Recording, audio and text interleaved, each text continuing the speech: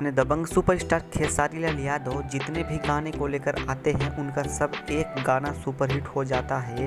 और मैं आज के इस वीडियो में ऐसे गाने बात करूंगा जो खेसारी लाल यादव लेकर आ रहे थे वैसे ही उनको गिरफ्तार कर लिया गया। तो दोस्तों मैं आप लोगों को वही बताऊंगा कि खेसारी लाल यादव क्यों गाना नहीं लेकर आ पाए। तो दोस्तों बता दें आप लोगों को कि जो एक चैनल है ग्लोबल म्यूजिक जंक्शन भोजपुरी का न्यूज़ चैनल है, उसी पर खेसारी लाल यादव अपना सॉन्ग वीडियो बनवाते थे।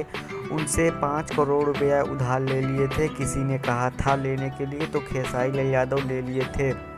और 5 करोड़ रुपए के बावजूद भी 200 गाने नहीं दे पाए। खेसारी लाल यादव को कहना था कि मैं 500 रुपया ले रहा हूँ करोड़ मतलब, और मैं 200 गाना आपको दूंगा, लेकिन खेसारी लाल यादव 200 गाने नहीं दे पाए। दोस्तों आपको बता दें अपनी हिट मशीन खेसारी लाल यादव गाने नहीं दे पाए।